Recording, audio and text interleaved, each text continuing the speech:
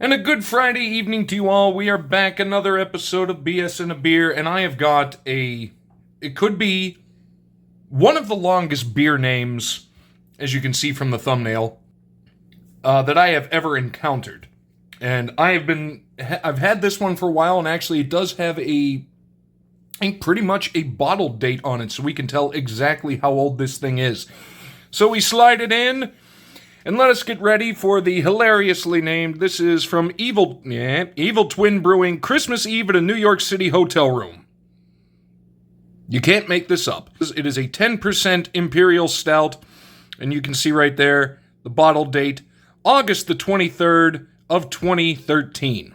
So we have it just turned 12 years old, not that long ago. We're going to enjoy it. These guys are interesting. I've talked about, let's see if we can see where it is. Oh yeah, here you go. Brewed by Evil Twin Brewing, Stratford, Connecticut.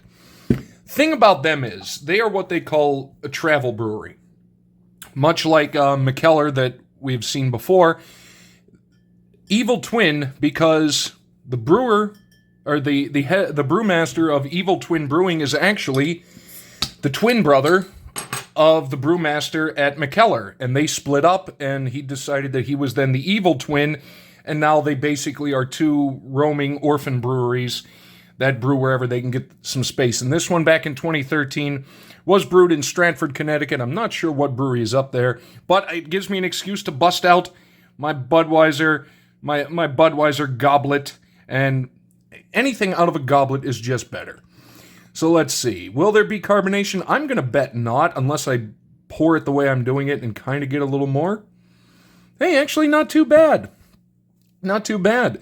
And notice I didn't even sniff it because it's an Imperial Stout. It's 10%. These things were made to be aged, and aged it was. So we're going to flip, and we're going to talk some random sports football trophy hoopla. Hello, we're back. I have my Goblet of beer. And here's another thing. This is a big, thick glass.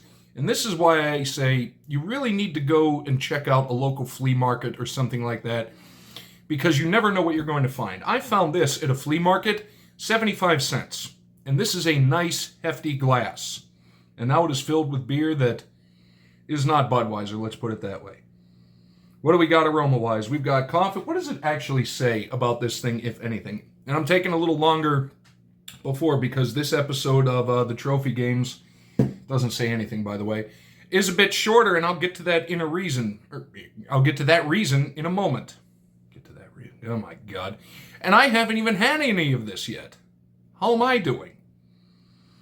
But you're in your traditional Imperial Stout, roasted malts, a little coffee. That's, unless they do something like age it in a barrel or add some sort of flavoring to it, that's the base of what you're going to get with an Imperial Stout or a Stout in general. It's a lot darker because they roast the malts, and much like a dark roast coffee, I think I've said this in the past, it just really enhances the flavor. So, in we go.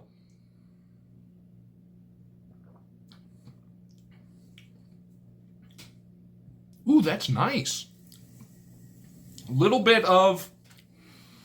Little milder than I was expecting. Alcohol completely hidden. Yeah, 10% completely hidden. I wouldn't have known. I honestly wouldn't have known if you hadn't told me. But, ooh, that's warming. And because the weather's getting crap outside, let's go November in the Northeast. These are the kind of beers that are going to be good. So, which means the next couple of weeks, it's all going to be lighter stuff. Lighter Pilsners, lighter summer beers. Because that's just the way my luck goes. Before we get into Conference USA, I want to take a moment and briefly, and I say briefly because I'm talking extremely briefly, talk about another conference. Granted, in Conference USA, 4 trophy games. That's it. And I'll explain that in a moment. A lot of rivalries, but not many trophies. But we're going to start off by talking quickly about the Pac-12. And I know, they're very much misnamed. 18 teams in the Big Ten. 16 teams in the Big 12? Well, in the Pac-12, currently, for this year and next year, 2026, you know how many teams are in the Pac-12? That's right, 2. That is it. Because they've all moved out. Now, granted, come 2027, they're going to bring in an additional 9 teams from a couple various conferences. But for the time being, for this year and next, the Pac-12 technically has only 2 schools. And they are Oregon State and Washington State. The only 2 trophy games those schools have, we covered prior. Oregon State versus Oregon for the Platypus Trophy, and Washington State versus Washington for the Apple Cup.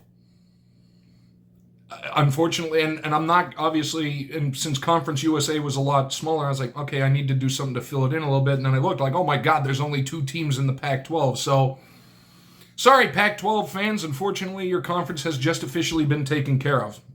And speaking of the double, and again, this is Conference USA, we do have a double that we covered before, Florida International, FIU, versus Florida Atlantic for the Shula Bowl. Florida Atlantic, I believe, was in the American. It just, oh, and a note on that. I did put up the list of teams from Conference USA. There are a couple notes that I want to make sure to pass along. I wrote them down separately. Louisiana Tech will be leaving Conference USA for the Sun Belt Conference in 2027, and UTEP will be leaving for the Mountain West next year, 2026. It's just all the conference goings around, all the different rigmarole. But that's it. So now we only get to talk about 4 games and 1 defunct trophy.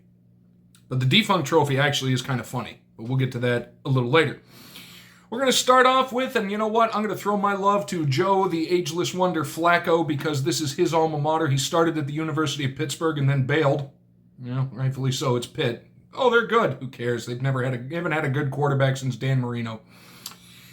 This is Delaware, the Fightin' Blue Hens versus Delaware State. A weird, obviously, geographic rivalry. Delaware's not that big a state. If you've ever been to Delaware, don't blink because you'll have driven through it. I've driven from north to south in Delaware. It doesn't take very long. And it is called the Route 1 rivalry. Simply named because Route 1 goes right down through the center of Delaware and essentially connects Delaware and Delaware State. They play it for the first cup. Now, here's the interesting thing. This is a very new trophy. It came about in 2007. Why did it come about in 2007? Because weirdly enough, this was the first time Delaware had ever played Delaware State in football, which I think is just really, really interesting. Like, they're not that far away. However, I think it's because Delaware State, I believe, are one of the historically black colleges and universities. They were in, I think, even a different conference level, like not even Division I. I think they were almost Division 1A back in the day. But first ever time they met was in 2007. They've played sporadically since then. Now they said the News Journal, which is the major newspaper in Delaware, they decided this is kind of momentous, which it is. The first time the two schools are playing each other in the history of both of them, so they figured we need to come up with a rivalry and we need to come up with a trophy. They made the trophy, very nice looking trophy, and obviously the first cup, since Delaware was the first state. And the name that was suggested by the comments of the readers of the newspaper was the Route 1 rivalry, again after Delaware Route 1, which comes down, runs north to south all the way through the state of Delaware. Delaware currently up in the series 12-0. They've dominated it ever since it began. And the next game, unfortunately, it will happen again, but they're not sure when. So this one currently on hiatus, but not really reached the level of defunct just yet. This one I really, really, really like. This is Middle Tennessee versus Troy. And it is the battle for the Palladium being the trophy. Zach put it up there. The Palladium is a wooden recreation of the statue of Athena that once guarded the ancient city of Troy and then later guarded Rome. They stuck with the Greek thing because the Middle Tennessee mascot, I believe is named Lightning, is essentially a Pegasus, a Pegasus-like winged horse. And Troy University, I think they're the Spartans, if I'm not mistaken. But they have been, just Troy as itself, I guess the same could be said for any city named Troy, has deep ties to Greek mythology and Greek history because, the city of Troy. We all know the story. The rivalry itself goes back to 1936, the first time they played, but from 1953 to 1998, they did not play each other, so that game was essentially dead. Then in 1999, it came back as a rivalry due to conference shifts, and in 2003, they created the trophy. And let's see, 3-foot-tall wooden copy of the original statue of the Palladium. The last time, however, this is where this one gets unfortunate just due to conferences and whatnot. Middle Tennessee currently has the trophy. Oh, and I forgot to mention, Delaware has the Route 1 Cup. They've had it since the inception. Middle Tennessee currently has the Palladium. 2020 was the last time it was played, and the next time it will be played will be 2033, and Middle Tennessee is also up in the series 13-9. And that's something, and it kind of makes you wonder, which conferences will eventually go away? Because we know they're going to get rid of conferences because of NIL, because of the money, and we're going to ramble for a bit because this is going to be a shorter episode, but that's not bad for you guys. Back to this. And again, it's warming up. The coffee is starting to open up a little more, and it's just turning really, really nice. So now we sip.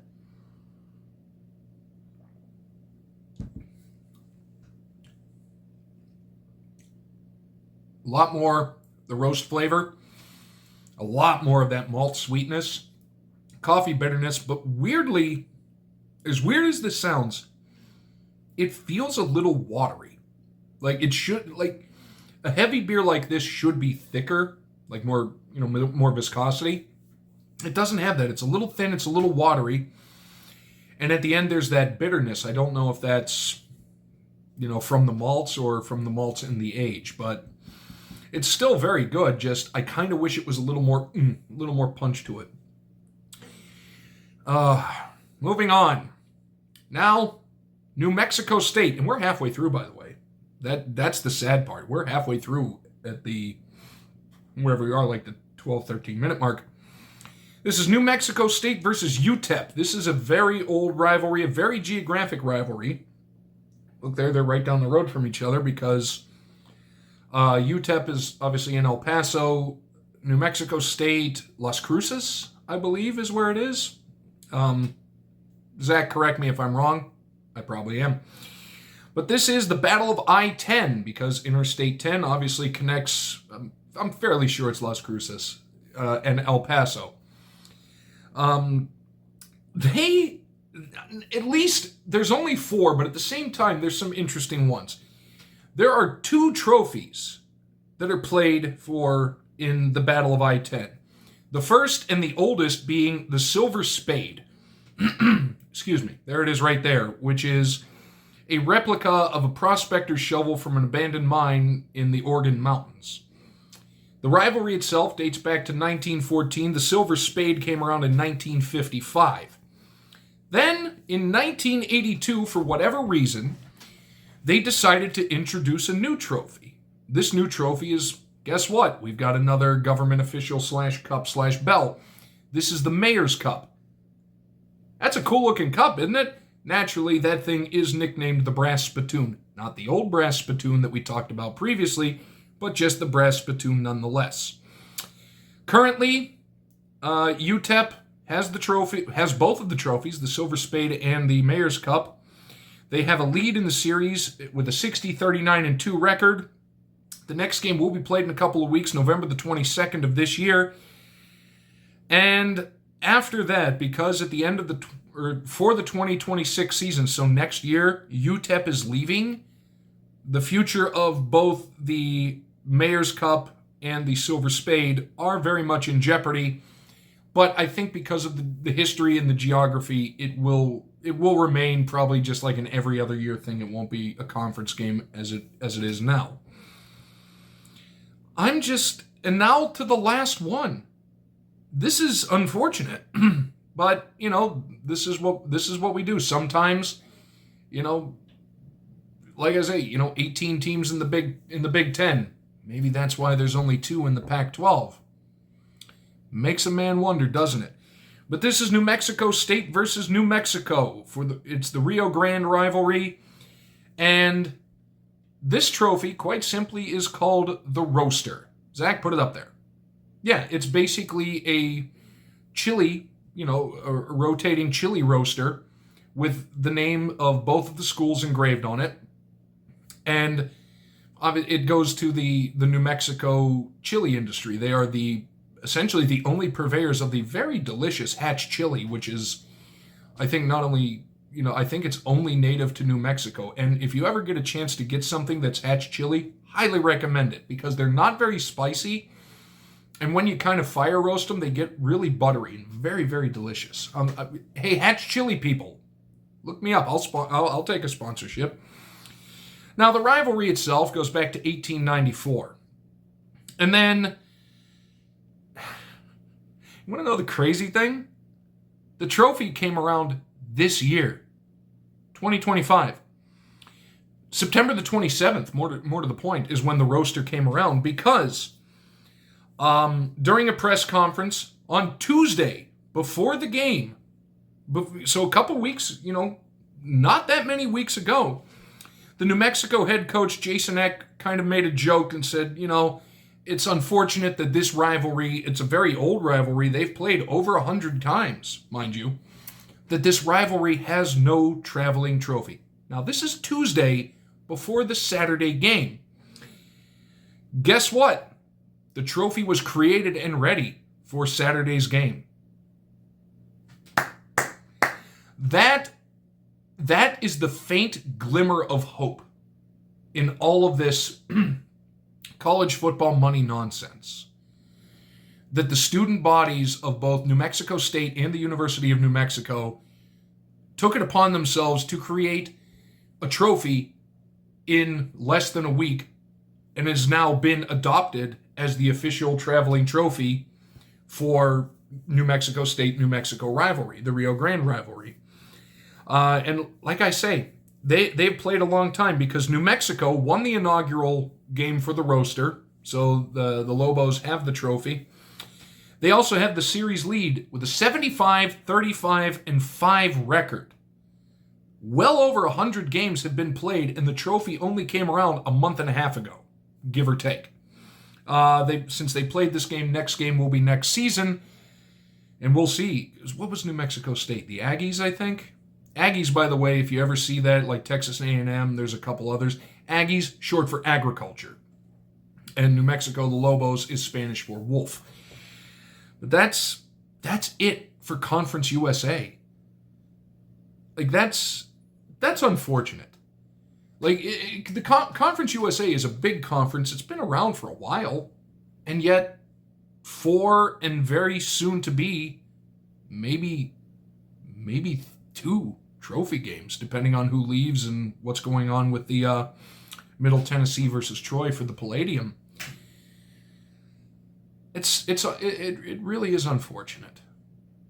And this is another good thing about Bar Talk. It lets you, just get out the vent and get out the frustration while drinking a beer. Speaking of which, okay, a lot more chocolate coming out now. Do like me some chocolate. And chocolate and beer, and that's another thing. I'm going to throw it out there.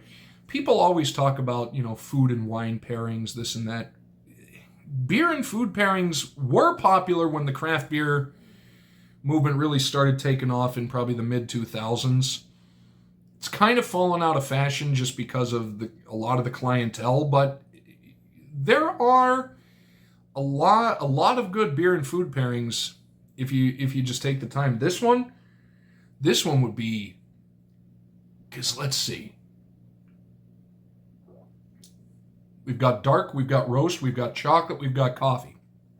So for something like this, you would want to pair it more with as weird as it sounds, dessert beer. It's not very sweet, but there's enough other flavors like the bitterness and the dark roastedness. I don't know if that's a word, but it is now.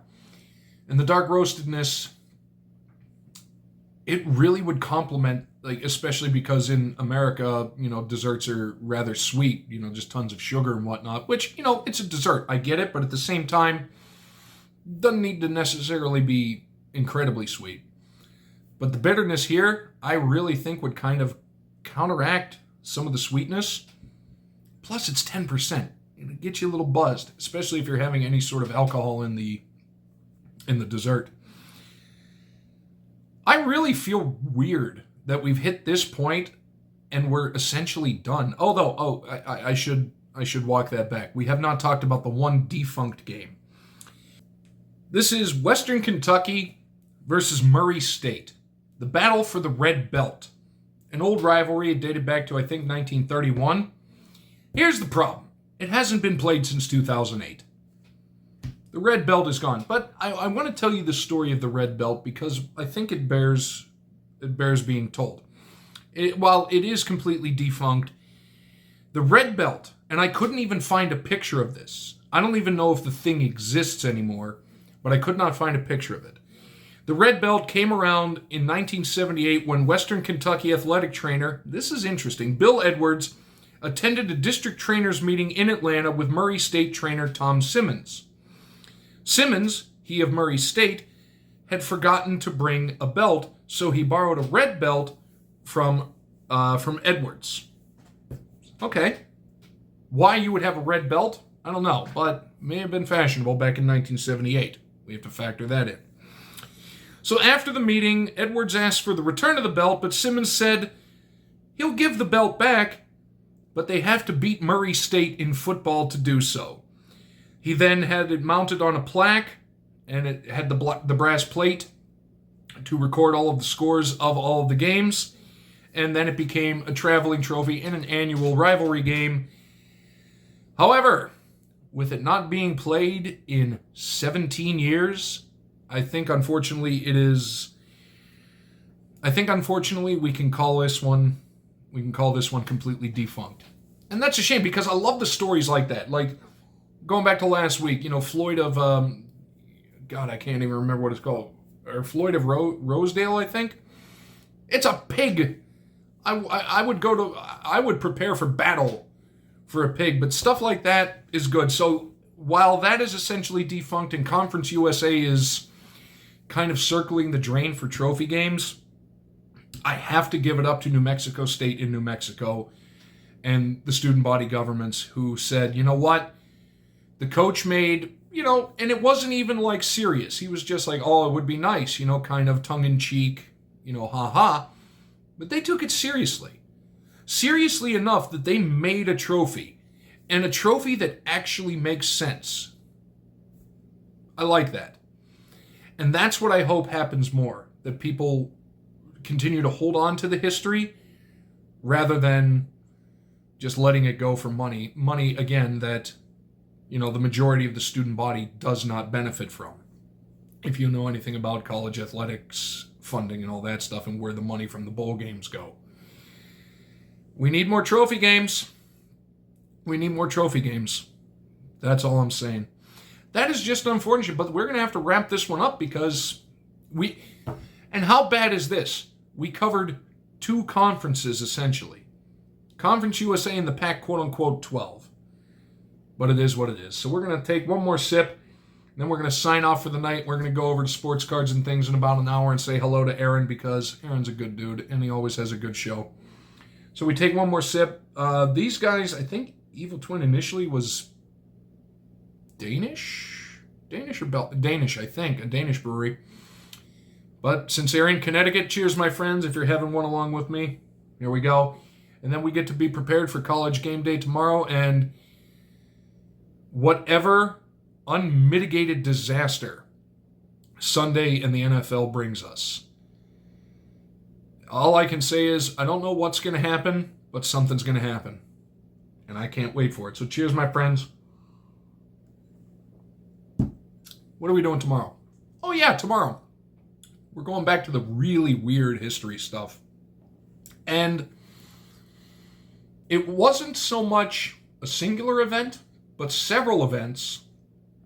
And we're all going to learn a fun new word, an overly complicated word that I really don't believe needs to actually exist. But you're going to have to stay tuned until tomorrow to see that. So, thank you guys so much for giving up 20 minutes or so of your night on a Friday. There's plenty of other things you could be doing right now, but I'm glad you took the time to spend it with me. And I'm going to leave you with this parting thought. And this is something I've actually said before, and it kind of makes sense. The object of golf is to play the least amount of golf. Have a good night, everybody.